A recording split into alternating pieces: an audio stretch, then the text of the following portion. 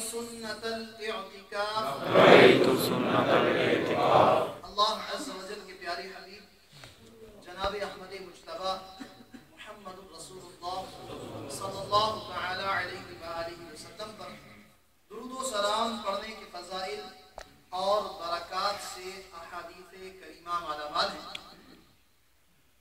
امیر المؤمنین سیدنا فاروق اعظم رضی اللہ تعالی عنہ ارشاد فرماتے ہیں،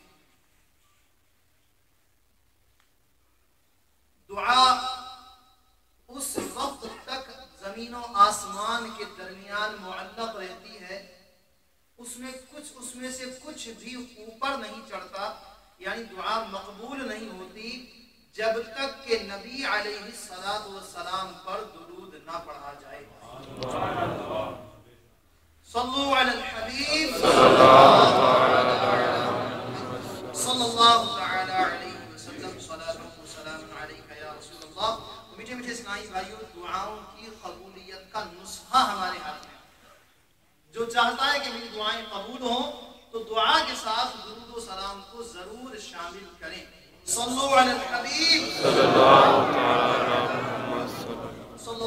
علیہ وسلم، صلاۃ و سلام علیک یا رسول اللہ۔ اللہ تبارک و تعالی کے پیارے حبیب جناب احمد مجتبی محمد رسول اللہ صلی اللہ علیہ وسلم کا جشن ولادت منانے کے لیے آج ہم یہاں پر جمع ہوئے۔ نعت مصطفیٰ علیہ السلام سننے کی ہم نے سعادت حاصل کی نظم کی صورت میں، اب بھی نعت مصطفیٰ علیہ السلام ہی بیان ہوگی نثر کی صورت میں۔ توجہ رکھیے گا، جن کا ہم تذکرہ کر رہے ہیں وہ کوئی عام ذات نہیں، ایک بہت بڑی شخصیت کا آج ہم تذکرہ کرنے جمع ہوئے ہیں۔ ہم اس ذات کا تذکرہ کریں گے جس ذات کا تذکرہ خالق کائنات نے کیا، مالک کائنات نے کیا، ایک آدھ مقام پر نہیں کیا، ایک آدھ جگہ نہیں کیا، بلکہ ازاں کیا جہاں دیکھو ایمان والو، ازاں کیا جہاں دیکھو ایمان والو، پس ذکر حق ذکر ہے مصطفیٰ کا، کہ پہلے زبان حمد سے پاک ہو لے تو پھر نام لے وہ حبیب خدا۔ صلو علی الحبیب صلی اللہ علیہ وسلم، صلاۃ و سلام علیک یا رسول اللہ۔ اب بیان کے دوران آپ کے جوش کی نہیں بلکہ آپ کے ہوش کی حاجت ہے، کہ جو سنیں اسے سمجھیں، اس کو اپنی زندگی میں جگہ دیں، اس پر عمل کی کوشش کریں اور اپنے ذہن کو اس طرف لائیں کہ یہ ساری باتیں کیا بیان ہوئی ہیں۔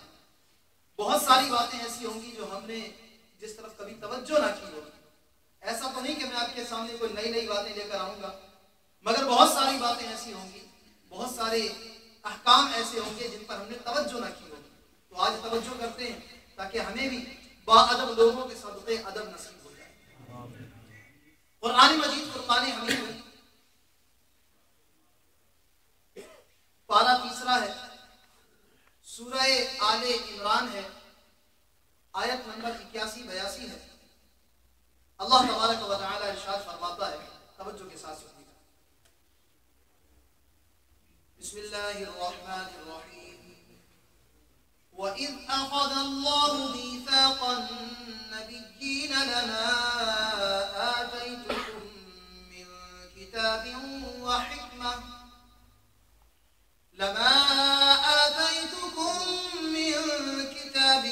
وَحِكْمَةٍ ثُمَّ جَاءَكُمْ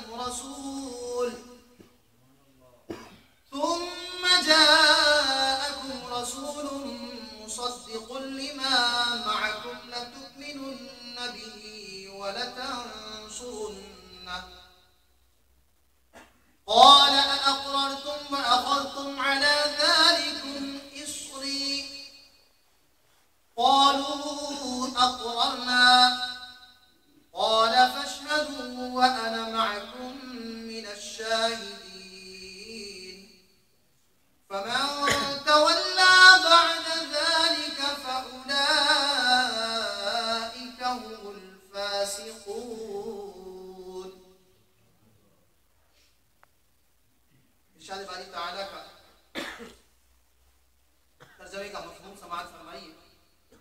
یاد کرو جب اللہ عز و جل نے پیغمبروں سے عہد لیا جو میں تم کو کتاب اور حکمت دوں، پھر تشریف لائے تمہارے پاس رسول سچا، رسول تمہارے پاس وہ رسول جو تمہاری کتابوں کی تصدیق فرمائے، تو تم ضرور اس پر ایمان لانا اور ضرور ضرور اس کی مدد کرنا۔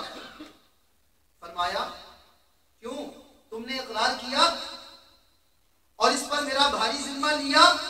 سب نے عرض کیا ہم نے اقرار کیا۔ فرمایا تو ایک دوسرے پر گواہ ہو جاؤ، میں آپ تمہارے ساتھ گواہوں میں ہوں، تو جو کوئی اس کے بعد پھرے تو وہی فاسق ہے۔ صلو علی الحبیب صلی اللہ تعالی علی محمد صلی اللہ علیہ وسلم صلاۃ و سلام علیہ۔ قرآن مجید فرقان حمید میں اللہ تعالیٰ نے حضور علیہ الصلوۃ والسلام کی میلاد کا تذکرہ فرمایا۔ یہ ایک جلسہ تھا، یہ ایک اجتماع تھا، جس اجتماع کے اندر فقط پاک روحیں جمع ہوئی، معصوم روحوں کو جمع کیا اللہ تبارک و تعالی نے، یعنی انبیاء و مرسلین علیہم السلام۔ اس قسم کے جلسے 4 مقامات پر ہوئے، جس کے بارے میں کچھ مختصراً سننے کی سعادت حاصل کرتے ہیں۔ واقعہ کس طرح ہے؟ اللہ تعالیٰ نے پہلے تو حضرت آدم علیہ السلام کو فرشتوں سے سجدہ کرایا، پھر انہیں جنت میں رکھا، وہاں ہی حضرت حوا رضی اللہ تعالی عنہ کی پیدائش ہوئی جنت میں۔ رب تعالیٰ نے پھر ان دونوں بزرگوں کو یعنی حضرت آدم علیہ السلام اور سیدہ حوا رضی اللہ تعالی عنہ کو زمین پر بھیج دیا۔ پھر 300 برس کے بعد یعنی ان دونوں کو زمین پر علیحدہ علیحدہ مقامات پر اتارا، 300 برس کے بعد ان کی آپس میں ملاقات ہوئی۔ کتنے برس کے بعد؟ 300 برس تک آدم علیہ السلام تنہا، حوا رضی اللہ تعالی عنہ تنہا زمین پر، 300 سال بعد ان دونوں کو مقام عرفات میں ملایا۔ واقعہ یہ ہوا کہ رب تعالیٰ نے انسان سے 3 عہد لیے تھے۔ ایک اپنی ربوبیت کا جو سب سے پہلے لیا گیا، جس کا ذکر قرآن مجید میں اس طرح ہے کہ ساری ارواح کو اللہ نے جمع فرمایا، پھر ان سے عرض فرمایا الستو بربکم قالوا بلی، سب نے کہا کیوں نہیں مولا تو ہی ہمارا رب ہے۔ اللہ تعالیٰ نے فرمایا کیا میں تمہارا رب نہیں؟ الستو بربکم، کیا میں تمہارا رب نہیں؟ ساری ارواح نے، جس میں میری روح بھی تھی آپ کی روح بھی تھی، سب نے کہا بلا کیوں نہیں مولا تو ہی تو ہمارا رب ہے۔ دوسرا اظہار دین کا جو خاص علماء اہل کتاب سے لیا گیا، جس کا ذکر اس آیت میں ہے وَإِذْ أَخَذَ اللَّهُ مِيثَاقَ الَّذِينَ أُوتُوا الْكِتَابَ لَتُبَيِّنُنَّهُ لِلنَّاسِ وَلَا تَكْتُمُونَهُ۔ اللہ تبارک و تعالی نے یہ خاص عہد اہل کتاب سے لیا اور ان کو فرمایا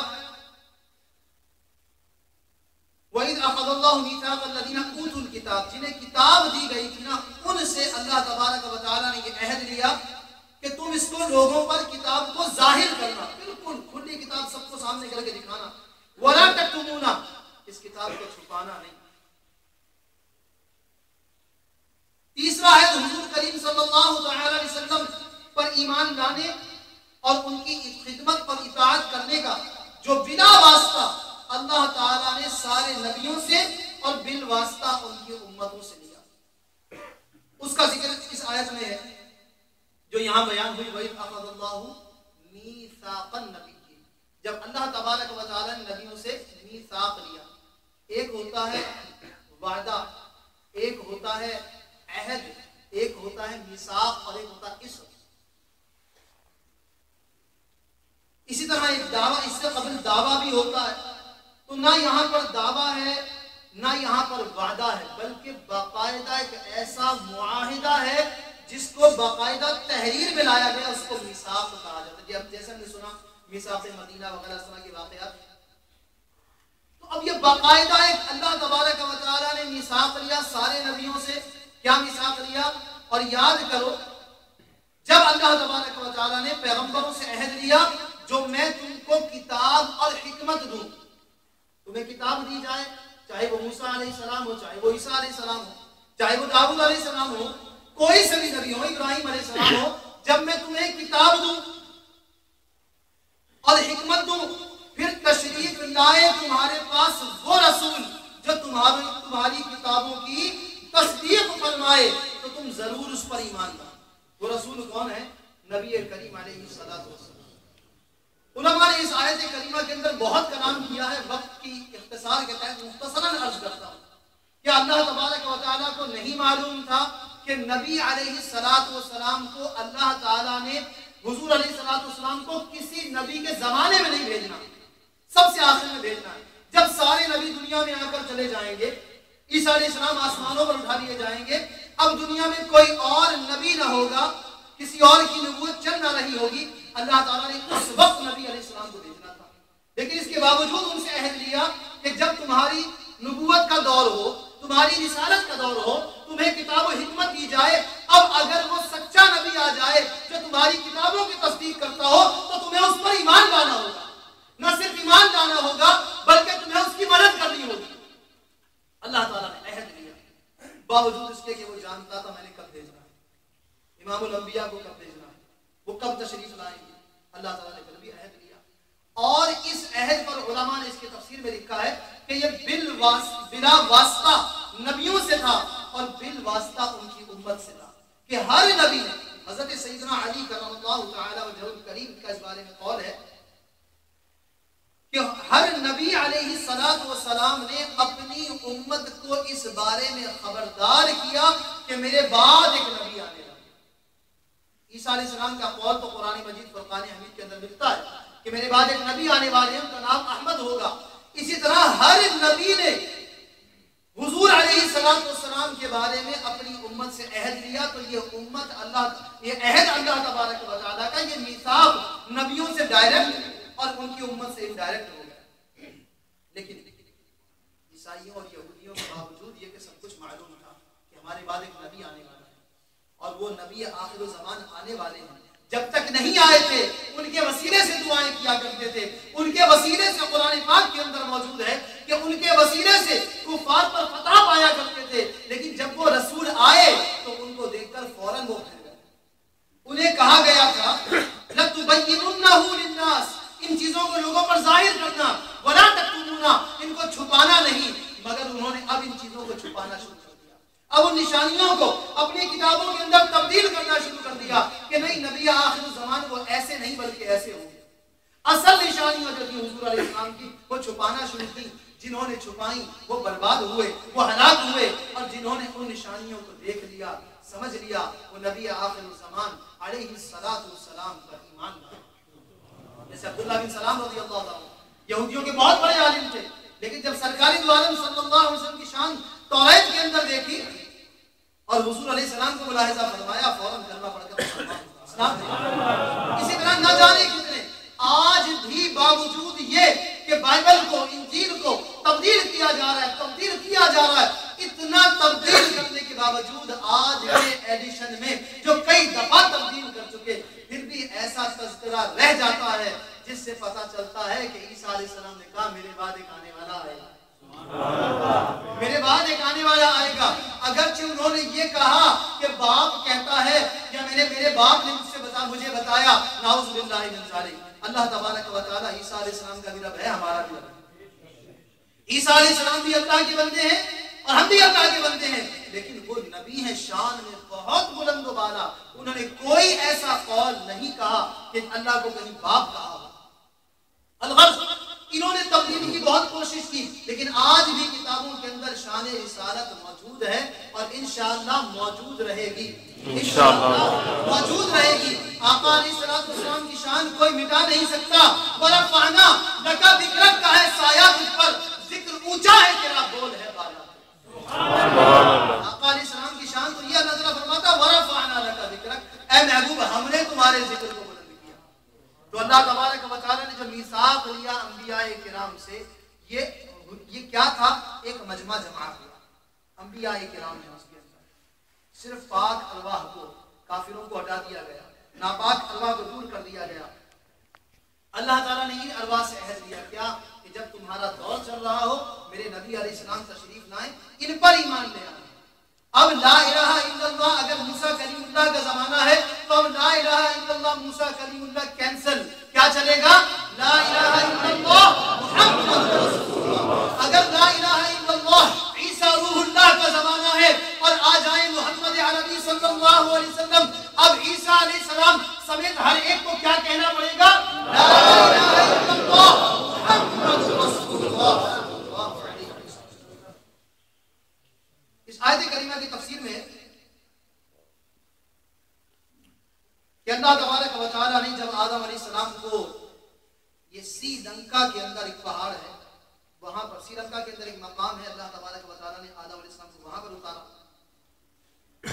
حضرت حوا رضی اللہ تعالیٰ کو جدہ میں 300 سال تک ان میں جدائی رہی اور آدم علیہ السلام معافی کے لیے گریہ و زاری فرماتے رہے۔ پھر حضور علیہ السلام کے نام پاک کی برکت سے آپ کی توبہ قبول ہوئی اور عرفات میں حضرت حوا رضی اللہ تعالی عنہ سے ملاقات ہوئی۔ کس جگہ پر؟ میدان عرفات میں، جہاں حاجی جمع ہوتے ہیں۔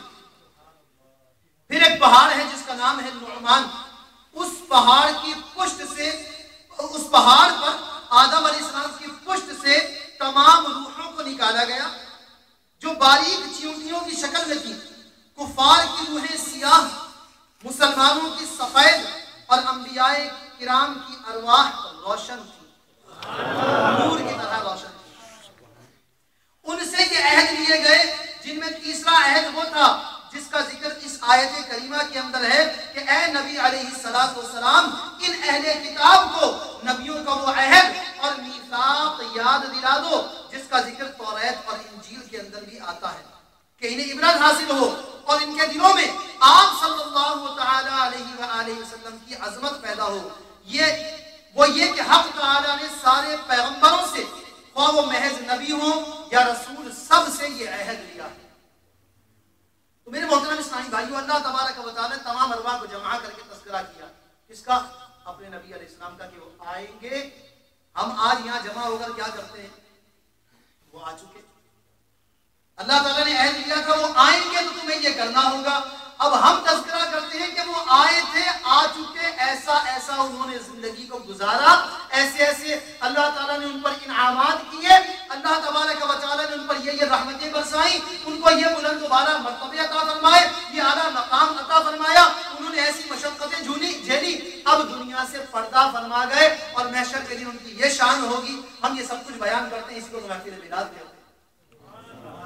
وہاں اس محفل کو جمع کرنے والا اللہ تبارک و تعالی، جب اللہ تبارک و تعالی نے نبیوں کو جمع کیا کوئی اعتراض نہیں، اللہ تعالیٰ نے ساری ارواح کو جمع کیا کوئی اعتراض نہیں، اللہ تعالیٰ نے ان نبیوں سے عہد لیا کوئی اعتراض نہیں، سارے لوگوں کو جمع کر کے اپنے بارے میں پوچھا، اپنے بارے میں جب پوچھا تو سارے لوگوں کو، ساری ارواح کو جمع کیا، اور جب نبی علیہ السلام ایک پاک ہستی کا تذکرہ آیا، اپنے محبوب کا تذکرہ آیا، تو اب کسی ایسے ویسے کو نہیں آنے دیا، کسی ایسے ویسے کو جمع نہیں کیا، مجھے اور آپ کو جمع نہیں کیا، اب خاص لوگوں کو جمع کر کے اللہ تعالیٰ نے ان سے عہد لیا۔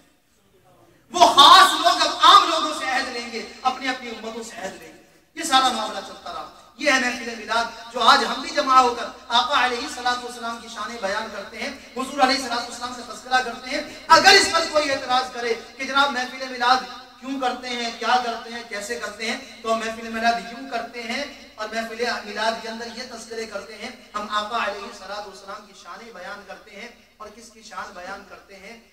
دنیا میں ان جیسا نہ کوئی آیا ہے نہ کوئی آ سکتا ہے، کوئی مثل مصطفیٰ کا کبھی تھا نہ ہے نہ ہوگا، کسی اور کا یہ رتبہ کبھی تھا نہ ہے نہ ہوگا۔ وہ جو نہ تھے تو کچھ نہ تھا، وہ جو نہ ہو تو کچھ نہ ہو، جان ہے وہ جہان کی، جان ہے تو جہان ہے۔ وہ آقا علیہ السلام جو اس کائنات میں جلوہ افروز ہوئے، ان کی کچھ شان بھی سنیے۔ شان کیا ہے؟ حقیقت تو یہ ہے، خدا کی قسم، ہم اگر آقا علیہ السلام کی شان بیان کرتے کرتے ساری زندگیاں گزار دیں تب بھی ان کی شان بیان کرنے کا حق ادا نہیں ہو سکتا۔ اس لیے کہ حضور علیہ السلام فرماتے ہیں، کیا فرماتے ہیں؟ حضور علیہ السلام کے فرمان کا مفہوم ہے کہ میری حقیقت کو میرے رب کے سوا کوئی نہ جان سکتا۔ اب نہ آدم علیہ السلام جان سکے، نہ موسیٰ علیہ السلام، نہ عیسیٰ علیہ السلام، نہ صدیق اکبر جان سکے، نہ فاروق اعظم جان سکے، جو یار غار بھی ہیں، یار مزار ہیں، وہ بھی نہ جان سکے حقیقت محمدی کیا ہے، رب کے سوا کسی نے نہ جانا۔ نعرہ تکبیر، اللہ اکبر، نعرہ رسالت، یا رسول اللہ، نعرہ حیدری، یا علی، جشن عید میلاد النبی، زندہ باد، سرکار کی آمد، مرحبا، مکی کی آمد، مرحبا، حیدری کی آمد، مرحبا، سرکار کی آمد، مرحبا، سرکار کی آمد، مرحبا۔ ہر جگہ کے کچھ آداب ہوتے ہیں۔ مسجد میں آئے ہیں، مسجد کے آداب ہیں، مسجد میں کیا کرنا ہے کیا نہیں کرنا۔ بدبودار چیزیں کھا پی کے مسجد میں نہیں آ سکتے۔ علماء نے اس بارے میں احادیث کریمہ کے اندر اس کا تذکرہ موجود ہے، اور امیر اہل سنت نے اس بارے میں ایک رسالہ لکھا ہے، مسجد میں خوشبودار رکھی ہے۔ اب مسجد ہے، مسجد کا ادب یہ ہے کہ بدبودار چیز نہ اندر لے کر آنی ہے، نہ بدبودار چیز کھا کر مسجد میں آنا ہے کہ ابھی سانسوں کے اندر بدبو باقی ہو، نہ بدبودار چیز پی ہو کسی نے اور ابھی سانسوں میں اس کی بو آ رہی ہو، مسجد میں نہیں آ سکتے۔ مسجد میں داخلہ حرام ہے جب تک منہ سے بدبو آتی ہے، یہاں تک کہ اگر کسی شخص کے سانسوں میں بدبو آ جائے، اسے بدبو کی بیماری ہو جائے، تو پہلے وہ بیماری کا علاج کرے پھر مسجد میں داخل ہو۔ بدبو لے کر نہیں آنا۔ یہ کس کا گھر ہے؟ اللہ تبارک و تعالی۔ ہر دربار کا کوئی نہ کوئی ادب ہوتا ہے۔ اسی طرح مختلف دنیا کے اندر بڑے بڑے بادشاہ گزرے، بڑے بڑے بادشاہ گزرے، بڑے بڑے کر و فر والے جو آج سارے زمین کے اندر چلے جائیں۔ ایک بادشاہ نشانی عبرت بنا ہے جس کی ممی کو آج تک دنیا میں سجا کر رکھا ہوا۔ بہت اکڑتا تھا، بہت اکڑتا تھا، ذرا سی کوئی بے ادبی کرے تو اس کی گردن اڑا دی جاتی۔ اس کے حکم پر یہ حکم چلا کہ جناب بنی اسرائیل کے اندر کوئی لڑکا پیدا ہو اسے مار دیا جائے۔ ان کی عورتوں کو زندہ رکھتا تھا، ان کے مردوں کو مار دیتا تھا۔ وہ بھی اس نے اپنے دربار کے بڑے ادب بنائے، بڑے ادب بنائے، لیکن جب دنیا سے گیا سب بھول گئے اس کو۔ آج اس پہ لعنت کرتے ہیں، کوئی اس کو یاد نہیں کرتا، کوئی اس کا اچھا ذکر خیر نہیں کرتا۔ دنیا کے مختلف بڑے بڑے بادشاہ گزرے، بڑے بڑے ان کے محلات تھے، بڑی بڑے ان کے نام تھے، بڑی بڑی ان کی شانیں تھیں، ان کے نام ایسے، ان کے کام ایسے، جب ان کا نام آتا تھا لوگ دہل جاتے تھے، ان کے دربار میں حاضری کے وقت تھر تھر کانپتے تھے، کہیں منہ سے ایک جملہ غلط نکلا اور آج گردن مار دی جائے گی۔ لیکن کیا جاتا؟ صرف جان جاتی، صرف جان۔ آئیے ایک ایسے دربار کی بات کرتے ہیں جس کے قوانین کسی دنیا والے نے نہیں بنائے، میں نے اور آپ نے اس دربار کے قانون نہیں بنائے، اس ملک کا قانون میں نے اور آپ نے نہیں بنایا۔ ایک ایسے دربار میں چلتے ہیں جس کا قانون اللہ تبارک و تعالی بیان کرتا ہے۔ ایک ایسے دربار کے آداب سنتے ہیں جس دربار کے آداب اللہ تبارک و تعالی بیان فرماتا ہے۔ وہ آداب کیا بیان فرماتا ہے؟ وہ اللہ تبارک و تعالی قرآن مجید فرقان حمید میں کچھ یوں ارشاد فرماتا ہے۔ زمانہ رسالت ہے، حضور علیہ السلام کا زمانہ، جس نبی علیہ السلام کا آج ہم میلاد منا رہے ہیں، جن کی ولادت جو ساری کائنات کے لیے رحمت بن کر تشریف لائے، جن کے بارے میں فرمایا وما ارسلناک الا رحمۃ للعالمین، ہم نے آپ کو نہیں بھیجا مگر سارے جہان کے لیے رحمت بنا کر، جن کی آمد پر بے شمار معجزات ہوئے۔ اب جب انہوں نے اعلان نبوت فرمایا، لوگ جوک در جوک اسلام قبول کرنے لگے۔ اس وقت کی واقعات عرض کرتا ہوں۔ اب اسلام پھیل رہا ہے، لوگوں کو آنا ہوتا ہے دربار رسالت صلی اللہ علیہ وسلم کے اندر۔ تو زمانہ رسالت ہے، کچھ لوگ زمانہ رسالت میں حضور صلی اللہ تعالی علیہ وسلم کے قربانی کرنے سے پہلے ہی قربانی کر دیتے، اور کچھ لوگ رمضان مبارک کے اندر رمضان کی سے پیشتر، یعنی آقا علیہ السلام نے ابھی روزے رکھنا شروع نہ کیے تھے کہ وہ اس سے پہلے ہی روزے رکھنا شروع کر دیتے۔ تو اللہ تبارک و تعالیٰ کو یہ گوارا نہ ہوا کہ میرے نبی سے پہلے وہ قربانی کرے، میرے نبی علیہ السلام سے پہلے کوئی روزہ رکھے۔ روزہ کس کے لیے؟ کس کے لیے ہے روزہ؟ اللہ کے لیے۔ قربانی کس کے لیے ہے؟ اللہ تبارک و تعالیٰ کے لیے۔ لیکن اللہ تبارک و تعالیٰ کو وہ عمل جو اس کے لیے کیے جا رہے تھے اس لیے پسند نہیں آ رہے کہ میرے محبوب سے پہلے کیوں۔ قرآن مجید کے اندر قانون نازل فرما دیا، یا ایھا الذین آمنوا لا تقدموا بین یدی اللہ ورسولہ واتقوا اللہ ان اللہ سمیع علیم۔ اے ایمان والو، اللہ اور رسول سے آگے نہ بڑھو اور اللہ سے ڈرو، بے شک اللہ سنتا جانتا ہے۔ کچھ لوگ دربار رسالت میں حاضر ہوتے تو بعض اوقات گفتگو کرتے ہوئے آواز بلند ہو جاتی، جیسے ایک صحابی تھے، ان کی آواز ان کو ثقل سماعت تھا، سنتے کم تھے اس لیے آواز بلند ہو جاتی تھی، گفتگو پتہ نہیں چلتا۔ اللہ تبارک و تعالیٰ کو یہ بھی پسند نہ آیا، آیت کریمہ نازل فرمائی یا ایھا الذین آمنوا لا ترفعوا اصواتکم فوق صوت النبی لا ترفعوا اصواتکم فوق صوت النبی ولا تجهروا له بالقول كجهر بعضكم لبعض أن تحبط أعمالكم وأنتم لا تشعرون۔ اے ایمان والو، نبی علیہ السلام کی آواز پر اپنی آوازیں اونچی نہ کرو اور ان کے حضور بات چلا کر نہ کہو جیسے آپس میں ایک دوسرے کے ساتھ چلاتے ہو، کہیں تمہارے عمل برباد نہ ہو جائیں، اکارت نہ ہو جائیں اور تمہیں خبر بھی نہ ہو۔ یہ کیا ہے؟ ایک قانون ہے۔ کس دربار کا قانون ہے؟ نبی علیہ السلام کے دربار میں حاضری کا قانون ہے کہ خبردار آوازیں تمہاری بلند نہ ہو۔ آواز بلند ہوگی اگر کسی دنیا کے بادشاہ کے دربار میں تو کیا کر سکتا ہے؟ وہ اس پر قادر ہے کہ گردن کو اڑا دے، جسم کے ٹکڑے ٹکڑے کروا دے، کیا کرے گا وہ؟ لیکن اللہ تبارک و تعالی کیا فرماتا ہے کہ تمہاری آواز اگر بلند ہو تو کہیں ایسا نہ ہو تمہارے عمل حقارت ہو، سارے اعمال برباد ہو جائیں اور تمہیں اس کی خبر بھی نہ ہو۔ ساری نیکیاں جو کچھ کی ہیں کوئی نہیں مٹا سکتا، اللہ تبارک و تعالیٰ کو دیا۔ تو اب لوگوں نے کیا کیا؟ اپنی آوازوں کو پست رکھنا شروع کر دیا۔ اب اتنا پست کیا کہ بعض اوقات فاروق و صدیق رضی اللہ عنہما حضور علیہ السلام کی بارگاہ میں جب کلام کرتے تو اتنی پست آواز ہوتی کہ آقا علیہ السلام کو پھر استفسار فرمانا پڑتا، کیا کہا؟ اتنا پست ہو گئی آواز۔ جب انہوں نے اپنی آوازوں کو پست کیا، درباری رسالت کا ادب کیا، اللہ تعالیٰ نے ان کی شان بیان فرمایا ان الذين يغضون اصواتهم عند رسول الله اولئك الذين امتحن الله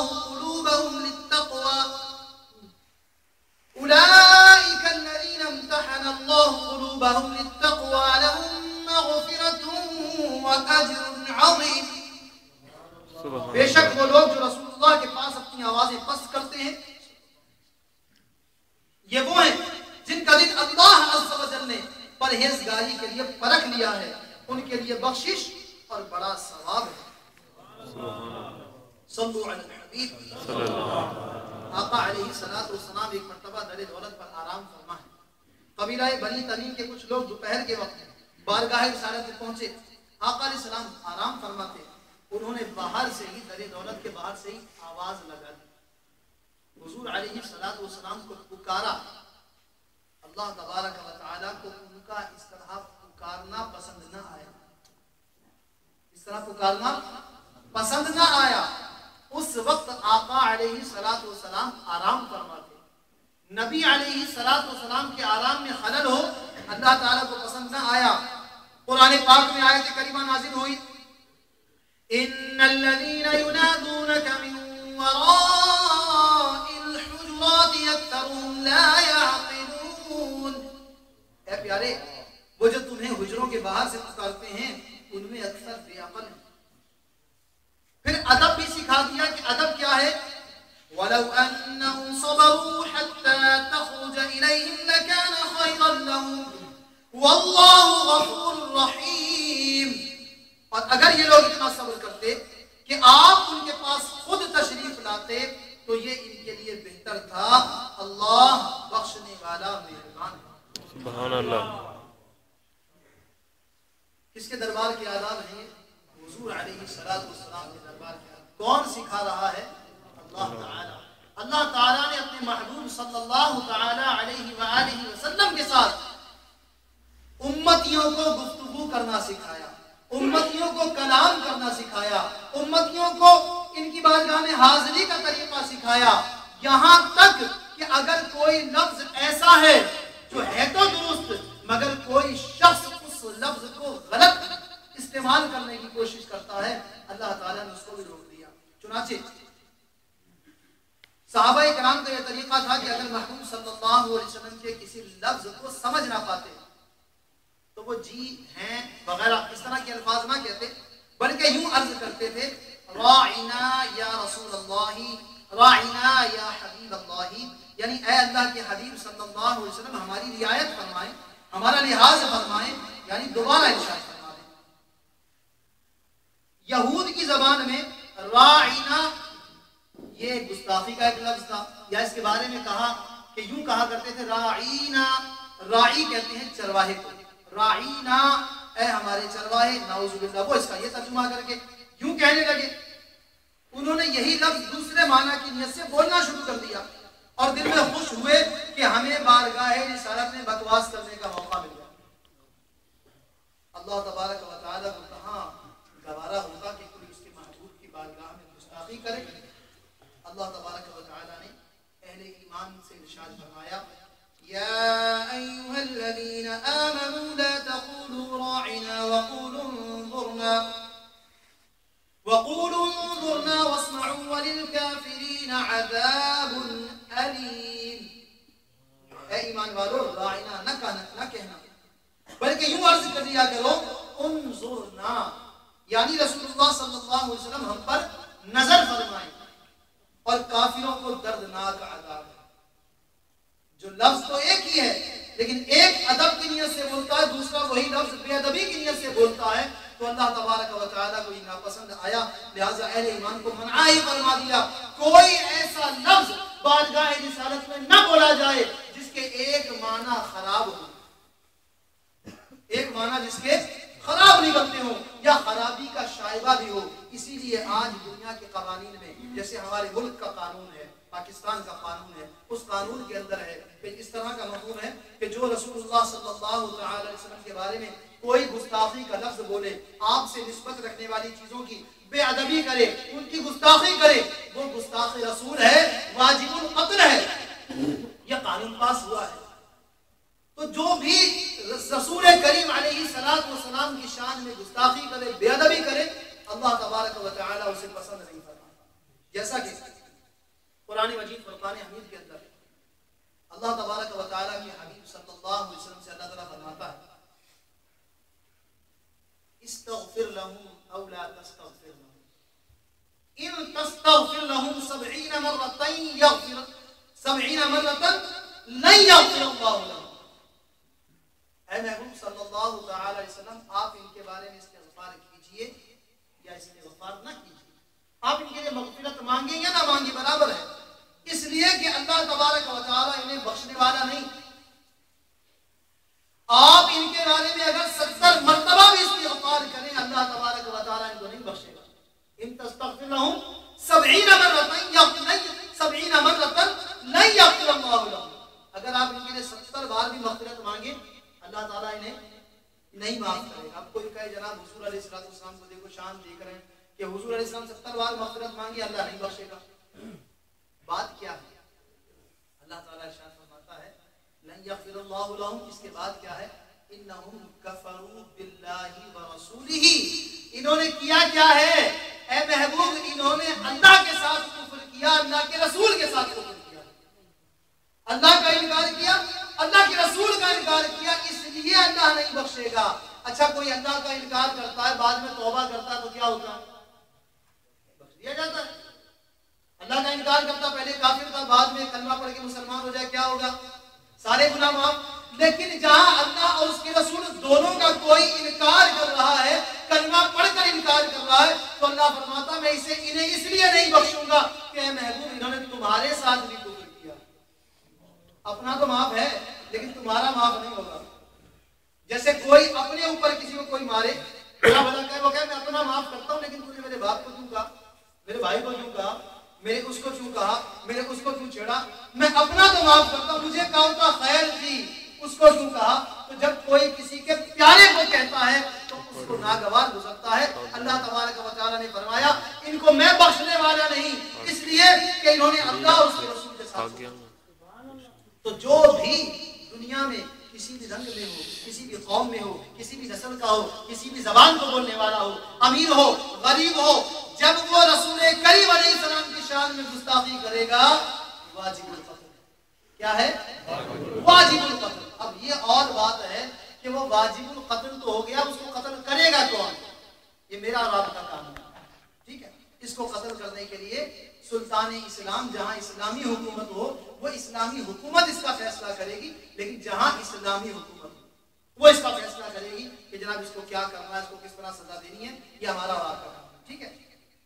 بشرط یہ کہ اسلامی حکومت۔ تو بہرحال جو بھی گستاخ رسول ہے، رسول کریم صلی اللہ علیہ وسلم کی شان میں گستاخی کرنے والا ہے، اب وہ چاہے ہمارا کتنا پیارا ہو، کتنا سگا ہو، کتنا امیر ہو، کتنا کبیر ہو، کتنا وہ دوست ہو، اس کے ساتھ اٹھنا بیٹھنا ہو، کیسی بھی رشتہ داری ہو، جب رسول کریم صلی اللہ علیہ وسلم کی شان میں گستاخی کی، اب ہمارا اس سے کوئی تعلق نہیں، ہمارا اس سے کوئی تعلق نہیں۔ حضرت ابو بکر صدیق رضی اللہ تعالی عنہ جب بدر کا موقع تھا، آپ کے ایک صاحبزادے جو ابھی مسلمان نہ ہوئے تھے، انہوں نے ایک مرتبہ بعد میں آپ سے عرض کی، ابا جان ایک مرتبہ جب بدر کی جنگ ہو رہی تھی، آپ میرے سامنے آ گئے، میں چاہتا تلوار سے آپ کی گردن اڑا دیتا، لیکن میں نے اس بات کا لحاظ کیا کہ آپ میرے والد ہیں، میں نے آپ کو چھوڑ دیا تھا۔ صدیق اکبر رضی اللہ عنہ کا ایمان سنیے، فرماتے ہیں بیٹا اگر تو میری تلوار کی زد میں آتا تو میں بیٹا ہونے کا لحاظ نہ رکھتا، کیا دیکھتا؟ دشمن خدا ہے، دشمن رسول ہے، میں ہرگز تیری رعایت نہ کرتے تیری گردن کو اڑا دیتا۔ یہ ہے ایمان، اس کو کہتے ہیں ایمان۔ اگر بیٹا بھی ایسا ہو، اگر باپ بھی ایسا ہو تو اس کی کوئی رعایت نہیں اور اس کے ساتھ کوئی لحاظ نہیں، کوئی مربت نہیں۔ ہم جن کی شان بیان کر رہے ہیں، ہم جن کا تذکرہ کر رہے ہیں، وہ آقا علیہ السلام ایسے کہ اللہ تبارک و تعالیٰ ان کی شانیں بیان کرے، اللہ تبارک و تعالیٰ ان کے مرتبے بیان کرے۔ ان کی شان یہ ہے کہ اللہ تعالیٰ ارشاد فرماتا ہے وَرَفَعْنَا لَكَ ذِكْرَكَ، اے محبوب ہم نے آپ کے ذکر کو بلند کیا۔ اللہ تبارک و تعالیٰ فرماتا ہے ہم نے آپ کے ذکر کو بلند کیا۔ تو اب جس کا ذکر اللہ تبارک و تعالیٰ بلند فرمائے، جس کی شانی اللہ تبارک و تعالیٰ بیان فرمائے، اس کی شان کوئی اور کیا بیان کر سکتا ہے؟ کوئی اس کو کیسے روک سکتا ہے جس کو اللہ تعالیٰ نے اتنا کچھ عطا فرمایا؟ اب لینے والے رسول کریم علیہ السلام، عطا کرنے والا اللہ تبارک و تعالیٰ۔ تو اب اگر کسی کو تکلیف ہوتی ہے کہ اتنا کیسے دے دیا، اتنا کیوں دے دیا، اتنا کب دے دیا، یہ کیسے ہو گیا، وہ کیسے ہو گیا، یقیناً اس کے دل میں کچھ نہ کچھ ہے، کچھ نہ کچھ ہے۔ اور جو رسول کریم صلی اللہ علیہ وسلم کا بے ادب ہے، جو رسول کریم صلی اللہ علیہ وسلم کا گستاخ ہے، اس کے اندر کچھ نہ کچھ ہے، کچھ اندر کی گندگی ہے جو اچھل کر باہر آ رہی ہے۔ سنیے حضور علیہ السلام کے گستاخوں کے دو گستاخوں کا تذکرہ کرتا ہوں۔ ولید بن مغیرہ یہ ایک کافر تھا، اس نے ایک بار بکا تھا کہ آپ مجنون ہیں، انکا لمجنون، آپ مجنون ہیں، یعنی دیوانے ہیں۔ کس کو کہا تھا؟ حضور علیہ السلام۔ اس کی اس گستاخی سے دل مبارک کو صدمہ ہوا، پر اسلام کو تکلیف ہوئی۔ پھر کیا تھا؟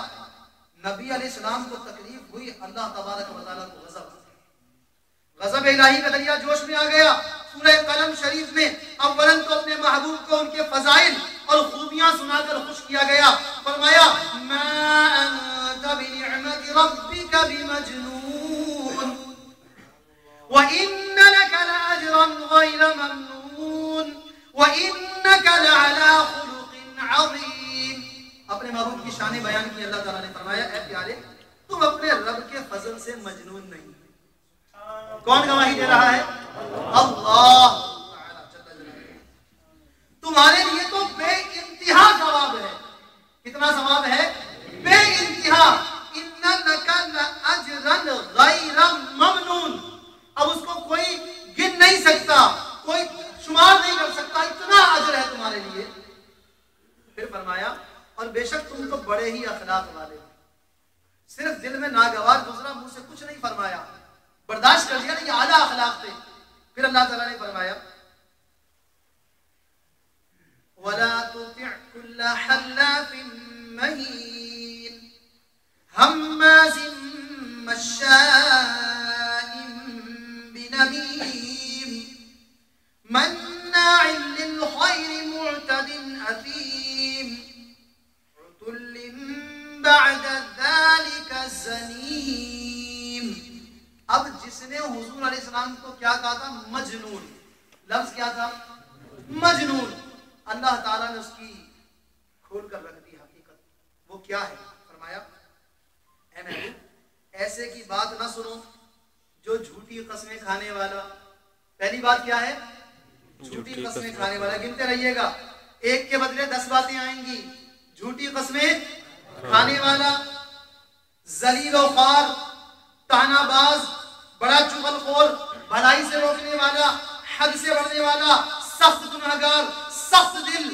اس پر ترا یہ کہ حرام کا بچہ. ترا کیا ہے؟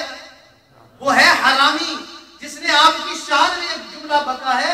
اصل بات یہ ہے کہ اس کے اندر یہ 9 خامیاں اور ساتھ میں ایک خامی یہ ہے کہ وہ حرامی ہے, اپنے باپ کا نہیں ہے. کون ہوتا حرامی؟ جو اپنے باپ کا نہ ہو, اس کا باپ کوئی اور ہو. جب ولید نے یہ آیت سنی اب جانتا تھا کہ محمد صلی اللہ علیہ وسلم صادق ہے. کیا ہے؟ صادق ہے, جھوٹ نہیں بولتے, سچ بولتے ہیں. اپنی ماں کے پاس پہنچ کر کہنے لگا محمد صلی اللہ علیہ وسلم نے جو میرے 10 عیب بیان کیے ہیں ان میں سے 9 کو تو میں جانتا ہوں. جھوٹی قسمیں کھانے والا, دغا باز, جو بھی کہا نا, 9 کو تو میں جانتا ہوں.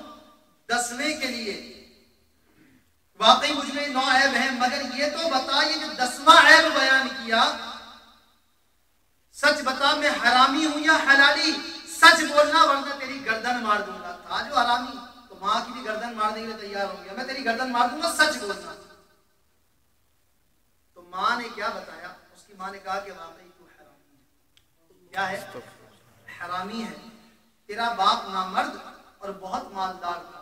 مجھے اندیشہ ہوا کہ میری کوئی اولاد نہ ہوئی تو میرا مال غیر لے جائیں گے, تو میں نے ایک چرواہے سے زنا کروایا.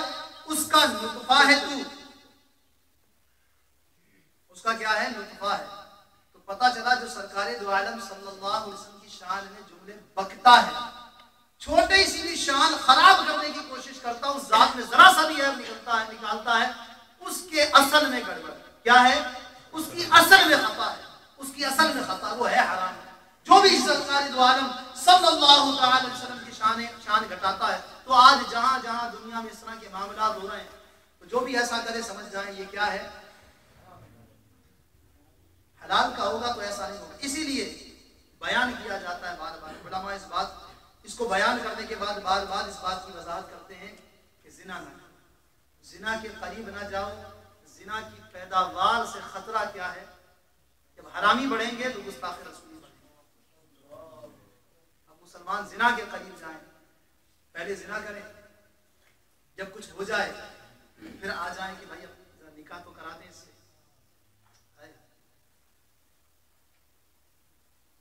قتل بھی نہیں کر سکتے, قتل بھی حرام. ایسا کام بندہ کرے ہی کیوں کہ جس کے بعد پچھتانا پڑے. خدا نہ خواستہ ہمارے اس طرح کا جس نے یہ جرم کیا اور کوئی اولاد پیدا ہوئی, خدا نہ خواستہ اس نے گستاخی کی, تو گناہ کس پر جائے؟ اس گستاخی کا موجب کون بنا؟ اس گستاخی کا سزاوار کون بنا؟ یقیناً وہی شخص. زنا یہ بہت برا عمل ہے.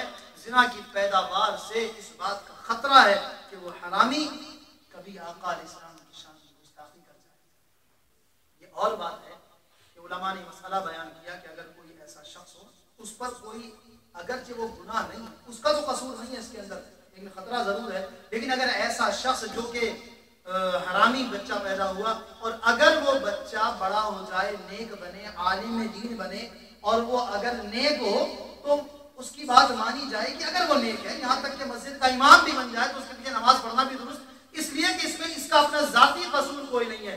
لیکن یاد رہے کہ اس طرح ہونے سے گستاخ رسول بڑھیں گے. اللہ تعالیٰ ہمیں محفوظ فرمائے. صلو علی الحبیب. یہ تو آقا علیہ السلام کی شان ہے, بیان کرتے چلے جائیں. ایک اور بھی گستاخ تھا, ساتھ ہی تذکرہ آیا تھا, آپ سے میں نے عرض کیا 2 واقعے بیان کرتا ہوں, تو دوسرا بھی سن لیجئے. صلو علی الحبیب صلی اللہ علیہ محمد صلی اللہ علیہ وسلم. صلاۃ و سلام علیک یا رسول اللہ.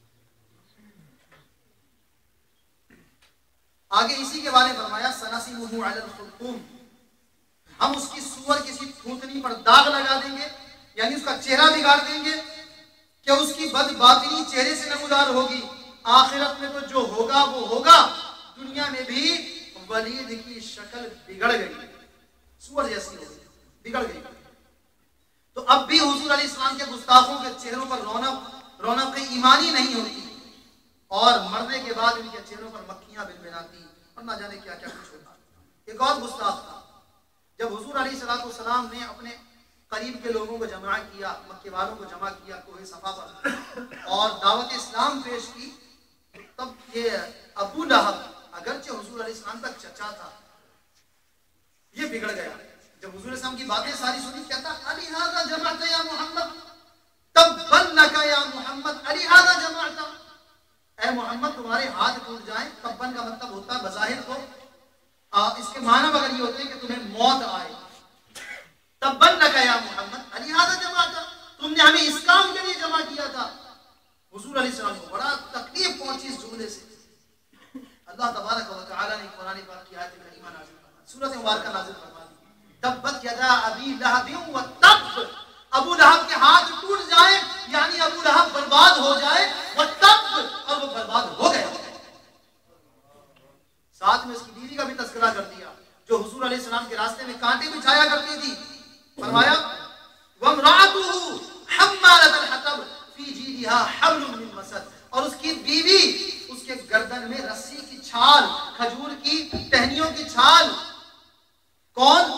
جو حضور علیہ السلام کی راہ میں کانٹے بچھایا کرتی تھی، لکڑیاں اٹھایا کرتی تھی، کانٹے اٹھا کر لاتی، اس کے گردن میں چھال پڑی، وہ کھچ پڑی اور ایسی مر گئی۔ لکڑیاں کانٹے سر پہ جمع کر کے لا رہی تھی، رسی باندھی تھی، ایسے کر کے ایک جگہ سستانے کے لیے بیٹھی، اللہ نے فرشتے کو بھیجا، رسی کو لکڑیوں کو ایسے کھینچا، لکڑیاں پیچھے گلے میں پھندا پڑا، وہیں مر گئی۔ کیا تھی؟ گستاخ رسول تھی۔ ابو لہب گستاخ رسول تھا، ایسی موت مرا کہ اس کو دفنانے کے لیے کوئی تیار نہ تھا۔ اس کے لاش کو گڑھا کھودا گیا، اوپر سے لاش کو دھکا دیا، گڑھے میں پھینکا کیونکہ بدبو آتی ہے اس کے جسم۔ میٹھے میٹھے اسلامی بھائیوں، حضور علیہ السلام کی شان یہ ہیں، حضور علیہ السلام کا مقام بہت بلند ہے، وقت کی کمی ہے، شان بہت اعلیٰ ہے، اتنی اللہ کی بارگاہ میں رسائی، اتنا اللہ کی بارگاہ میں مقرب، جن کی خاطر اللہ تبارک و تعالیٰ نے تمام کائنات کو پیدا کیا، لیکن حال یہ ہے کہ حضور علیہ السلام ہی ارشاد فرماتے ہیں کہ میں راہ خدا عز و جل میں سب سے زیادہ ستایا گیا۔ جس کا ایمان جتنا زیادہ پختہ ہوتا ہے، جتنا زیادہ مضبوط ہوتا ہے، اس کی اتنی ہی زیادہ آزمائش ہوتی ہے۔ حضور علیہ السلام فرماتے ہیں میں راہ تبلیغ میں سب سے زیادہ ستایا گیا ہوں، سب سے زیادہ تکلیفیں آئی ہیں۔ آج ہم میں سے کوئی کھڑا ہوتا ہے خودکشی کر لیتا، کیا ہوا بھائی؟ بڑی تکلیفیں تھی، بڑی پریشانیاں تھیں، میں نے خودکشی کروں سے جان چھوڑ جائے۔ کیا تکلیفیں تھی؟ گھر والے کھانا مانگتے تھے، وہ کہتے تھے یہ چاہیے وہ چاہیے، میرے پاس یہ نہیں تھا وہ نہیں تھا، خودکشی کر لیتا۔ خودکشی چھٹکارا نہیں ہوتا۔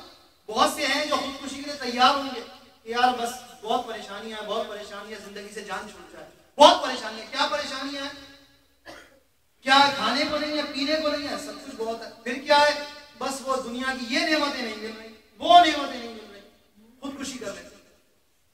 آقا علیہ السلام پر کیسی کیسی تکلیفیں آئیں، آپ کے رفقا پر کیسی تکلیفیں آئیں، باوجود اس کے کہ اللہ تبارک و تعالیٰ کے محبوب ہیں آقا علیہ السلام۔ آقا علیہ السلام مکہ مکرمہ کے کفار کو جب دعوت اسلام دیتے تو طرح طرح کے حضور علیہ السلام پر انہوں نے ظلم و ستم ڈھائے۔ حضور علیہ السلام کے ساتھ دینے والوں پر طرح طرح کے مظالم ہوئے۔ طائف کا واقعہ یاد ہوگا، کس طرح آقا علیہ السلام پر پتھر برسائے گئے، لیکن رحیم و کریم آقا علیہ السلام نے بددعا نہیں کی۔ ملک الجبال حاضر ہوا، عرض کی اگر آپ ارشاد فرمائیں، جبریل امین ملک الجبال کے ساتھ حاضر ہوا، آپ حکم فرمائیں تو ابھی ان پہاڑوں کو ملا دوں، ساری بستی تباہ ہو جائے۔ فرمایا نہیں، یہ نہیں تو ان کے بعد والی نسلیں ایمان لائیں گی، ان کی نسلوں میں ایمان والے ہوں گے۔ تکلیفیں برداشت کی، پتھر کیسے برسائے گئے تھے بیان نہیں کر سکتے، ایسے برسائے گئے تھے کہ آپ علیہ السلام کا وہ جسم نازنین لہو لہان ہو گیا، لہو لہان ہو گیا، شدید جسم خون سے بھر گیا، اتنا لہو لہان ہوا کہ نالین شریفین قدموں کے ساتھ چپک گئیں، خون بھر گیا تھا اندر. جب نالین کو یعنی چپل کو جسم سے علیحدہ کیا جاتا تو علیحدہ نہیں ہوتی، خون جم گیا. اندازہ میں کتنا خون بہا ہو، لیکن پھر بھی دعا نہیں، پھر بھی دعا کر رہے ہیں کہ یہ نہیں تو ان کی رسم ایمان. آقا علیہ السلام کے ساتھیوں پر ظلم و ستم. اللہ علماء نے نقل کیا ہے کہ حضور رحمت عالم صلی اللہ علیہ وسلم کے ساتھ ساتھ غریب مسلمانوں پر بھی کفار مکہ نے ایسے ایسے ظلم و ستم کے پہاڑ توڑے کہ مکے کی زمین بلبلا اٹھی. یہ آسان تھا کہ کفار ان مسلمانوں کو دم زدن میں قتل کر ڈالتے، مگر اس سے ان کافروں کے جوش انتقام کی آگ کہاں بجھتی تھی. وہ مارنا نہیں چاہتے تھے، وہ چاہتے تھے ان کو تکلیفیں دو. ایسی ایسی تکلیفیں دی گئیں کہ اللہ کی پناہ. حضرت خباب رضی اللہ تعالی عنہ یہ اس زمانے میں اسلام لائے جب حضور علیہ السلام حضرت ارقم بن ارقم رضی اللہ تعالی عنہ کے گھر میں مقیم تھے اور صرف چند ہی آدمی مسلمان ہوئے تھے. قریش نے ان کو بے حد ستایا، یہاں تک کہ کوئلے کے انگاروں پر ان کو چت لٹا دیا اور ایک شخص ان کے سینے پر پاؤں رکھ کر کھڑا رہا، یہاں تک کہ ان کی پیٹھ کی چربی اور رطوبت سے کوئلے بجھ گئے. کوئلے بجھ گئے، جلتے ہوئے کوئلے. کس چیز سے؟ چربی پگھل گئی. اس کے کئی برسوں کے بعد جب حضرت خباب رضی اللہ تعالی عنہ نے یہ واقعہ حضرت امیر المؤمنین سیدنا فاروق اعظم رضی اللہ عنہ کے سامنے بیان کیا اور اپنی پیٹھ کھول کر دکھائی، پوری پیٹھ پر سفید سفید داغ دھبے پڑے ہوئے تھے. اس عبرتناک منظر کو دیکھ کر سیدنا عمر فاروق اعظم رضی اللہ عنہ کا دل بھر آیا اور آپ پھوٹ پھوٹ کر اس منظر کو دیکھ کر، لیکن انہوں نے اسلام کو نہ چھوڑا.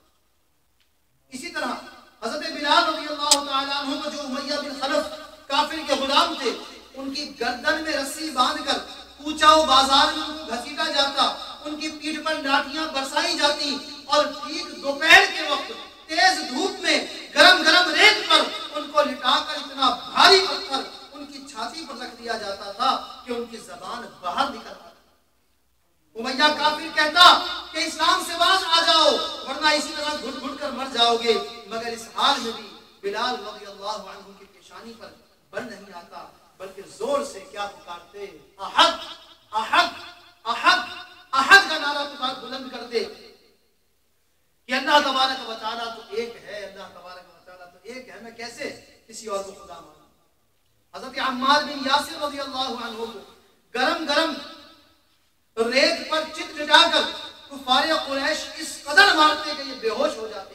ان کی والدہ حضرت بی بی سمیہ رضی اللہ تعالی عنہا کو اسلام لانے کی بنا پر ابو جہل نے ان کی ناف کے نیچے ایسا نیزہ مارا کہ یہ شہید ہو گئے. حضرت عمار رضی اللہ عنہ کے والد بھی حضرت یاسر رضی اللہ عنہ بھی کفار کی مار کھاتے کھاتے شہید ہو گئے. حضرت سہیب رومی رضی اللہ عنہ کو کفار مکہ اس قدر طرح طرح کی اذیتیں دیتے اور ایسی ایسی مار دھاڑ کرتے کہ یہ گھنٹوں بے ہوش رہتے. جب یہ ہجرت کرنے لگے تو کفار مکہ نے کہا کہ تم اپنا سارا مال و سامان یہاں چھوڑ کر مدینے جا سکتے ہو. تو آپ نے خوشی خوشی دنیا کی دولت پر لات مار کر اپنی متاع ایمان کو ساتھ لیا اور مدینے روانہ. ایمان بچایا، مال چھوڑ دیا. مال کیا ہے؟ مال کو دھتکار دیا، آقا علیہ السلام کا ساتھ دیا. انہوں نے بڑی بڑی تکلیفیں برداشت کی جب یہ اسلام آج ہم تک پہنچا. اور آج ہمارا حال یہ ہے کہ ہم پر تکلیفیں نہیں آتی. کوئی کہے کہ مجھ پر اسلام کی وجہ، اسلام قبول کرنے کی وجہ سے تکلیفیں آئی ہیں، مجھے اسلام قبول کرنے کی وجہ سے یہ تکلیفیں آئی ہیں.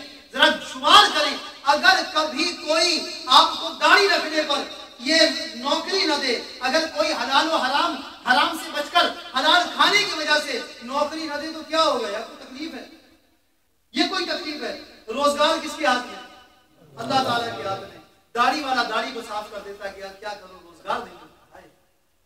مسلمان اپنا نام اسلامی نام کے بجائے بعض اوقات کسی ادارے میں اپنے آپ کو انٹروڈیوس کرنے کے لیے لوگوں کے سامنے جا کر اپنا نام کوئی ڈیوڈ بتاتا ہے، کوئی مائیکل بتاتا ہے، کوئی کیا بتاتا ہے. کس لیے؟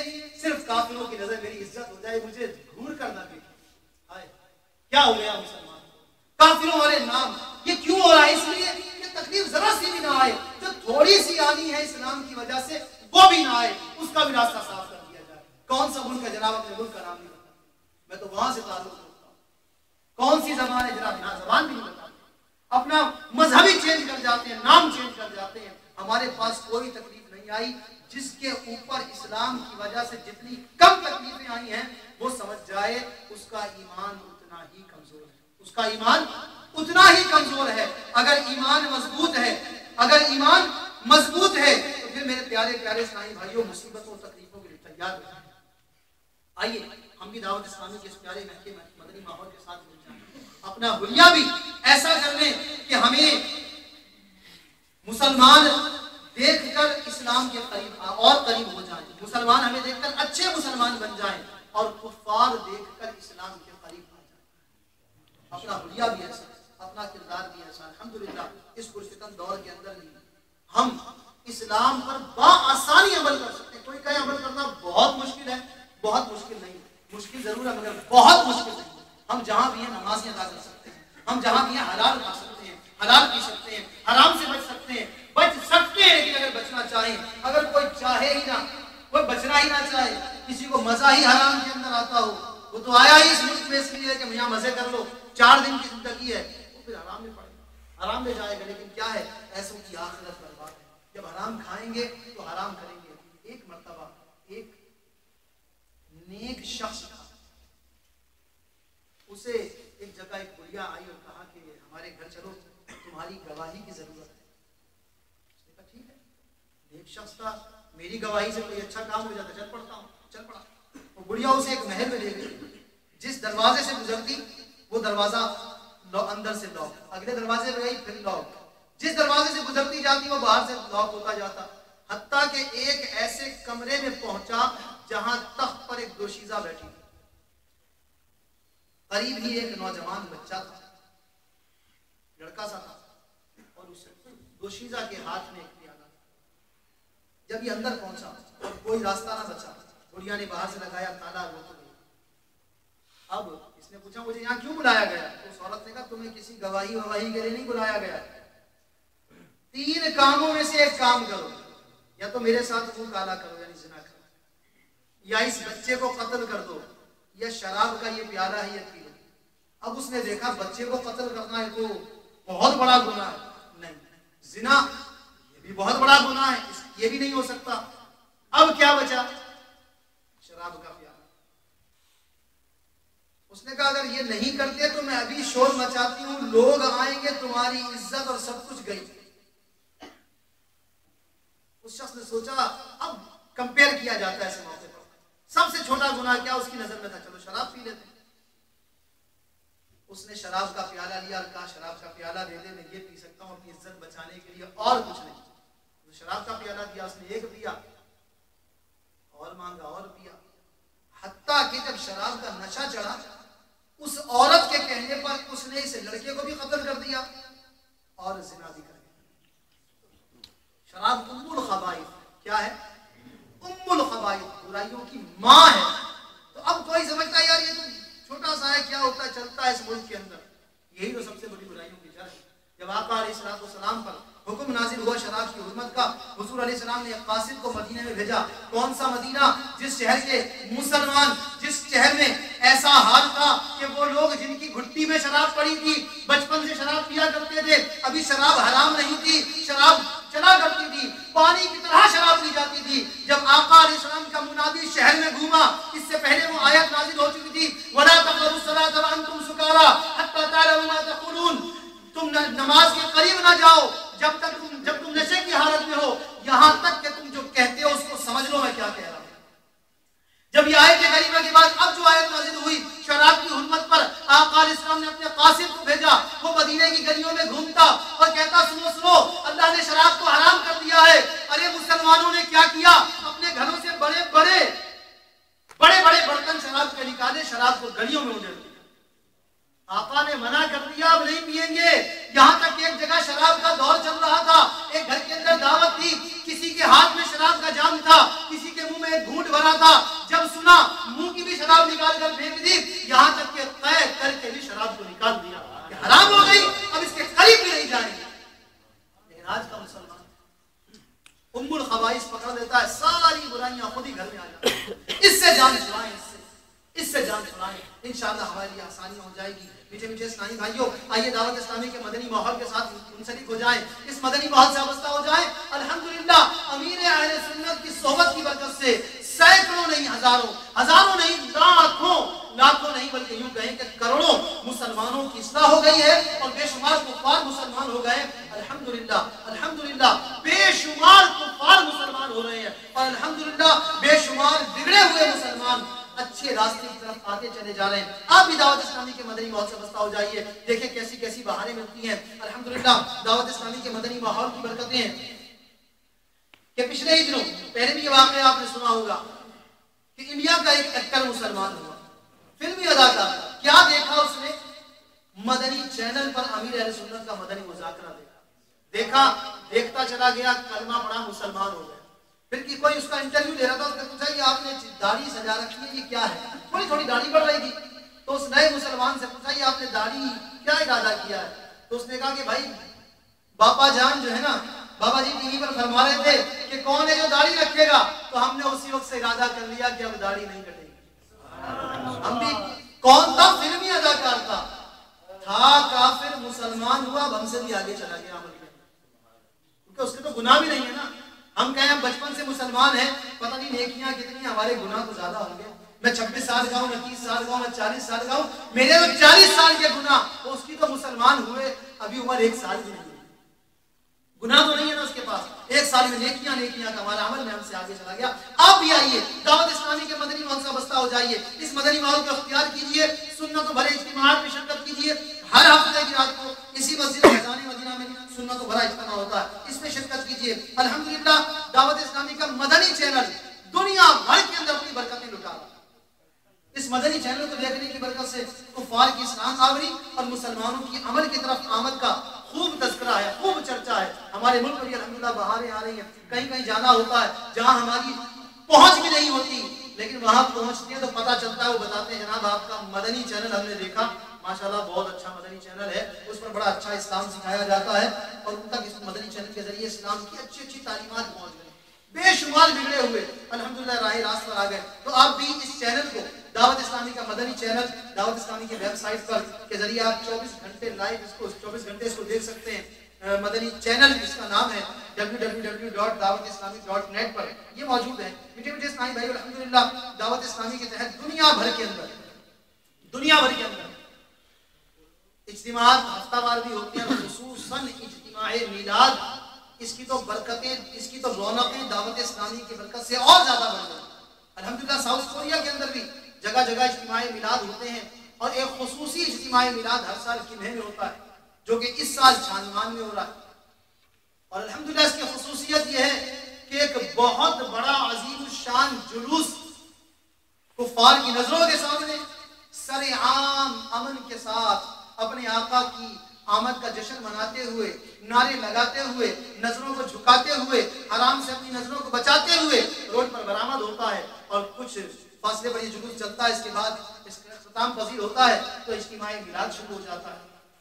तो आपसे भी अर्ज है कि आज रात को इंशाअल्लाह हमारे इस इज्तिमा के खत्म होने के फौरन बाद बाहर से हमारी बसें इंशाअल्लाह अज़्ज़ा वजल इस सुन्नतों भरे इज्तिमा के लिए रवाना होंगी। तो आप भी कोशिश फरमाएं, यहाँ भी शिरकत हो गई, अपना कल का दिन कीमती बनाएं। जो शख्स राह खुदा में निकलता है, इल्म सीखने की नियत से निकलता है, एक एक कदम पर उसको नेकी अता की जाती है। तकरीबन यहाँ से 380 किलोमीटर है चांदमान शहर। कितने कदम बन जाएंगे, कितनी नेकियां अल्लाह तबारक व तआला अता फरमाएगा। हम इल्म सीखने की नियत से, कल बयान होगा वहां पर इंशाअल्लाह एक मुबल्लिग दावत इस्लामी का, वो भी सुनेंगे। इस नियत से आका का मिलाद मनाने के लिए सफर करेंगे। हमने बड़े बड़े सफर किए होंगे माल कमाने के लिए, कभी अल्लाह की राह में निकल कर तो देखें, दुनिया हमारे कदमों पर ढेर होगी, माल हमारे कदमों पर ढेर होगा इंशाअल्लाह। तो आप भी नियत फरमाएं इंशाअल्लाह कल जो सुन्नतों भरा इज्तिमा होगा उसमें शिरकत करेंगे। कल इस मुल्क से चले जाएंगे, हमारी ये यादगारें रह जाएंगी। खुदा न खास्ता किसी ने कोई बुरा काम किया और बुरा काम करते वक्त उसकी एक वीडियो बन जाए और उसकी एक वीडियो किसी चैनल पर आ जाए, किसी प्लेयर पे आ जाए, एक आदमी देखेगा उसको, दो देखेंगे, व्यूवर्स को देखें, नीचे लिखा होता है इतने लाख व्यूवर्स हैं इसके, इतने हजार व्यूवर्स, किसी نے کسی کی غلط مووی بنا کر ڈال دی، پتہ نہیں کتنے دیکھیں گے. اور ایسے ہی جب آپ جلوس میلاد میں شرکت کریں گے، ویڈیوز بنا کے کوئی یوٹیوب پہ ڈالے گا، کوئی کہاں ڈالے گا، کتنے مسلمان اس کو دیکھیں گے ثواب ملے گا. برائی کو دیکھا تو جتنے دیکھیں گے اس برائی کرنے والے کے کھاتے میں کیا جائے گا؟ بنانے والے کے کھاتے میں کیا جائے گا؟ گناہ. اور یہاں جتنے مسلمان دیکھیں گے ان کو دیکھنے کا ثواب کہ جناب کہیں مرحبا کی صدا لگ رہی ہے، کہیں کلمہ طیب پڑھا جا رہا ہے، کہیں درود پاک پڑھا جا رہا ہے، تو انشاءاللہ اس کی برکتیں ہمیں نصیب ہوں گی. اچھے کاموں کے اندر تعاون کریں. وتعاونوا علی البر والتقوی ولا تعاونوا علی الاثم والعدوان. اب اس کے بعد ایک عرض اور ہے میٹھے اسلامی بھائیوں، ایک عرض اور ہے، اور وہ یہ ہے کہ آپ سب کے علم میں کہ کنہیں شہر کے اندر ایک عظیم الشان مسجد زیر تعمیر، سب کو معلوم ہے نا؟ کوئی ایسا تو نہیں اس کو پتہ نہ ہو، آج پہلی مرتبہ پتہ چلا ہے، سب کو پتہ ہوگا امید ہے. الحمدللہ اللہ تبارک و تعالیٰ کے فضل و کرم سے دعوت اسلامی نے اس بیڑے کو اٹھایا. یہ کوئی چھوٹا سا کام نہیں. اپنا گھر تعمیر کرنا شاید آسان ہوگا، اللہ کا گھر تعمیر کرنا اس سے زیادہ آسان ہے، اور اگر مشکل بنا دیا جائے تو اس سے زیادہ مشکل بھی ہو جاتا ہے. الحمدللہ اسلامی بھائیوں نے کوشش کر کے کنہیں شہر کے اندر ایک جگہ مسجد کے لیے خریدی. اب اس جگہ پر مسجد تعمیر کرنے کا ارادہ تھا، حالات بڑے ناگفتہ بھی تھے، لگتا نہیں تھا، لیکن اللہ تعالیٰ پر توکل کیا. اللہ کے رسول صلی اللہ علیہ وسلم کی مدد شامل حال رکھنے، اللہ کے حبیب صلی اللہ علیہ وسلم سے استعانت چاہی، اور اولیاء کرام کے نزل کرم سے کوششیں شروع کی. الحمدللہ اس وقت کنہیں مسجد کا غالباً تیسرا فلور مکمل ہو چکا ہے، third and last floor complete ہو چکا ہے، اور ابھی اندر کا باقی جو سارے کام باقی ہیں، ڈھانچہ بنا ہے پورا، اور بہت سارے کام ابھی اس کے اندر باقی ہیں. تو اتنا بڑا ایک کام ہو رہا ہے، مسلمان اس کام کو کر رہے ہیں. ہم دیکھ کر اگر کوئی بوڑھا ہوتا ہے وہ پانی پینے کے لیے اپنا ہاتھ آگے بڑھاتا ہے، ہمارے پاس جگ رکھ، ہم کہتے ہیں میں دیتا ہوں پانی ڈال دیا. کچھ اور ہوتا ہے ہم فوراً خدمت کی کوشش کرتے ہیں. اس کام میں تعاون کرنے والوں نے تعاون کیا ہے، لیکن ابھی میرے محترم اسلامی بھائیوں، ابھی ہمارا جو 58 کروڑ کورین وون کا ہدف تھا وہ پورا نہیں ہوا. ابھی ہم پیچھے، اس میں آپ کا تعاون درکار ہے. بہت سارے ارادے کیے ہوئے ہیں. ایک ارادہ ایک اسلامی بھائی کا میں آپ کے سامنے بیان کروں. ہمارے زاہد بھائی اس کی گواہ ہیں. جموں میں ایک اسلامی بھائی نے ارادہ کیا تھا، آج انہوں نے یہاں ہمارے اجتماع میں شرکت کرنی تھی. انہوں نے ارادہ کیا تھا کہ وہ اس کنہیں مسجد کے لیے $1000 دیں گے. کتنے؟ آج شرکت کرنی تھی، کل رات کو انتقال کر مظہر اقبال کل رات کو فیکٹری کے اندر بوائلر پھٹا، ان کی ڈیتھ ہو گئی. ایسے موقع پر نہیں کرتے، یہ آوازیں نہیں نکالتے، مسجدوں میں آوازیں نکالنا منع. کیا کہیں گے؟ انا للہ و انا الیہ راجعون. مسلمان کا طریقہ جب کسی کی تعریف کرتا تو واہ کیا بات ہے نہیں کہتا، کہتا سبحان اللہ ماشاء اللہ. تو کسی کے مرنے کی خبر سنیں گے تو کیا کہیں گے؟ انا للہ و انا الیہ راجعون. ہم تو اللہ ہی کا مال ہے، ہم اللہ کی طرف لوٹ کر جانا. کل بیچارے رات کو کام کر رہے ہوں گے، بوائلر پھٹا، ڈیتھ ہو گئی. آج کل ان کو کوئی صاحب کہتا ہوں، آج مرحوم کہہ رہے ہیں. ہمیں ان سے ہمدردی ہے، اللہ تعالیٰ ان کی مغفرت فرمائے. انسان جب کسی نیک کام کی نیت کرتا ہے اللہ تعالیٰ اس کو اجر عطا فرماتا ہے. جب وہ اس کو پائے تکمیل تک پہنچاتا ہے اللہ تعالیٰ 10 گنا زائد اجر عطا فرماتا ہے. مثال کے طور پر اس نے ارادہ کیا یہ کام کروں گا، اس پر 1,00,000 نیکیاں. اب جب وہ ارادہ کیا 1,00,000 نیکیاں لکھی گئیں، مل گئی. اب جب وہ اس کو پائے تکمیل تک پہنچائے گا 10,00,000 نیکیاں دے گا اللہ تعالیٰ. عمل کا 1,00,000 نیکیوں والا ملیں گی 10,00,000 نیکیاں. تو ان کو یقیناً اللہ تعالیٰ ان کی مغفرت فرمائے، جنت میں انہیں اعلیٰ مقام عطا فرمائے. آگاہ اپنی موت سے کوئی بشر سامان 100 برس کا ہے. ہم سوچتے رہتے کریں گے کام، پھر کبھی چلو اگلے مہینے سے. پیارے اسلامی بھائیوں، ہمارے آقا اسلام نے پیٹ پر پتھر باندھے تب یہ اسلام ہم تک پہنچا. اپنے گھر کو چھوڑا ہے، راہ خدا میں تبلیغ کے لیے کہاں تشریف لے کر گئے، کس قبیلے کو دعوت اسلام دی. جب حج کے لیے کفار مکے میں آتے تھے، آقا اسلام اس حج کے قافلوں کو دعوت اسلام دیا کرتے تھے. لوگ آقا اسلام کے پاس آتے، اگر باتیں سنتے، کفار اگر آپ کی تذہین کرتے، آپ کا مذاق اڑاتے، آپ پر پھپتیاں کستے، مگر دعوت اسلام پیش کرتے تھے. ہم کہاں، ہم سب بیٹھے ہوئے جناب وہ بنا رہے ہیں، وہ بنا لیں گے. وہ یہ کام کر رہا ہے وہ کر لے گا، میں کیا کروں گا؟ ہم نے نیکیاں کی کیا ہیں؟ آج ہماری زندگی کسی کی 30 سال، کسی کے 40 سال، کسی کے 50 سال گزر گئے، ہم غور کریں ہم نے 40 سال میں کیا کیا؟ آج مجھے موت آ جائے، اللہ کی بارگاہ میں کھڑا کر دیا جائے تو سوال ہوگا عمر کیسے گزاری، جوانی کیسے گزاری، مال کہاں سے کمایا، مال کہاں خرچ کیا، اپنے علم پر کہاں تک عمل کیا؟ ان 5 سوالوں کا کیا جواب دیا؟ مال کہاں سے کمایا؟ یہاں سے بھی کمایا اور وہاں سے بھی کمایا، حلال بھی کمایا ساتھ حرام بھی کمایا۔ یاد رکھیے 4 قسم کے مال کمانے والے ہیں۔ ایک وہ جب اللہ کا قیامت کے دن بارگاہ الہی میں حاضر ہوں گے، حساب جس سے ہوگا۔ ایک وہ شخص جس نے حرام کمایا، حرام جگہ خرچ کیا، فرشتوں کو حکم ہوگا اس کو جہنم میں بھیج دو۔ ایک وہ ہوگا جس نے حرام کمایا، حلال جگہ خرچ کیا، حکم ہوگا اس کو بھی جہنم میں لے جاؤ۔ ایک وہ ہوگا جس نے حلال کمایا، حرام جگہ خرچ کیا، حکم ہوگا اس کو بھی جہنم میں بھیج دو۔ کیا کمایا؟ حلال کمایا، حرام جگہ خرچ کیا، اس کو بھی جہنم۔ اب ایک آئے گا جس نے حلال کمایا، حلال جگہ خرچ کیا۔ اب اللہ تعالیٰ کی بارگاہ سے اس کے لیے فرمایا جائے گا، ہو سکتا ہے تو نے حقوق واجبہ مال کی ادا نہ کی، زکوٰۃ نہ دی، مال کی وجہ سے نمازیں چھوڑی۔ اب جس نے حلال کمایا، حلال جگہ خرچ کیا، اب اس سے حساب کتاب ہو رہا ہے۔ جس نے حلال کما کے حرام میں خرچ کیا، حساب کتاب نہیں ہے، سیدھا جہنم کے اندر۔ حرام کمایا، حرام جگہ خرچ کیا، کوئی حساب کتاب نہیں ہے۔ حرام کمایا، حلال جگہ خرچ کیا، اس کا بھی کوئی حساب نہیں۔ کیوں؟ اللہ پاک ہے، پاک مال قبول فرماتا ہے، یہ ناپاک 2 نمبر مال قبول نہیں فرماتا، جہنم میں بھیج دیا جائے۔ غور کریں، ہم نے حلال کمایا، صرف حلال کمایا، کسی کا کوئی روپیہ تو نہیں دبایا، ہم نے حرام جگہ پر خرچ تو نہیں کیا، سارا مال ہمارا حلال جگہ خرچ ہوا۔ ہم نے اس مال سے فلم تو نہیں دیکھی، ہم نے اس مال سے فلمیں تو نہیں دیکھی، ہم نے اس مال سے شراب تو نہیں پی، ہم نے اس مال سے زنا تو نہیں کیا، ہم نے اس مال سے یہ تو نہیں کیا، ہم نے اس مال سے وہ تو نہیں کیا۔ یہ سب چیک کیا۔ غور کریں، آج وقت ہے، کل وقت ہمارے ہاتھ سے نکل جائے گا۔ اللہ تبارک و تعالی مجھے اور آپ کو عمل کرنے کی سعادت نصیب فرمائے۔ اس مسجد کے لیے مجھے اسلامی بھائیوں آپ کا تعاون کرتا ہے۔ حد بیان نہیں کرتا، آپ کیا حد کریں، اپنی اوقات دیکھیں، اپنی جیب دیکھیں اور اللہ کی راہ میں تعاون فرمائیں۔ چاہے اکاؤنٹ نمبر لے کر آپ اکاؤنٹ میں پیسے ڈال دیں، چاہے آپ کیش جمع کرا سکتے ہیں جمع کرا دیں، لیکن غور کریں یہ اللہ کا گھر بن رہا ہے، کل یہ بن جائے گا۔ ہو سکتا ہے کوئی کافر اس گھر کو دیکھ کر یہاں پر آئے، آ کر مسلمان ہو جائے، کوئی نمازیں پڑھے، ہم دنیا سے چلے جائیں گے، نیکیاں آ رہی ہوں گی، کہاں سے آ رہی ہیں؟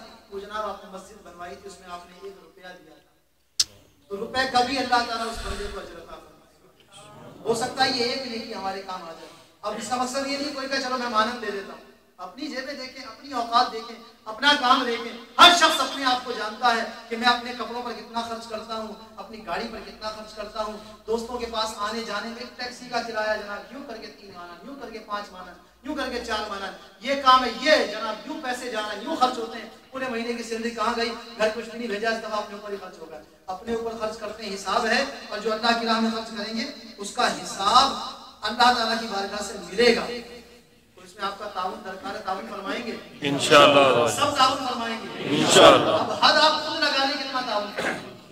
بہت سے اسلامی بھائی تعاون کر چکے ہیں، جو کر چکے ان سے بھی عرض ہے کہ نمک ڈال دیجیے گا، نمک، ٹھیک ہے؟ جو نہیں، جنہوں نے ابھی تک نہیں کیا، جو سوچ رہے ہیں کہ تعاون کریں گے، کب کریں گے، غور فرما لیں۔ اللہ تعالیٰ مجھے اور آپ کو عمل کی سعادت نصیب فرمائے۔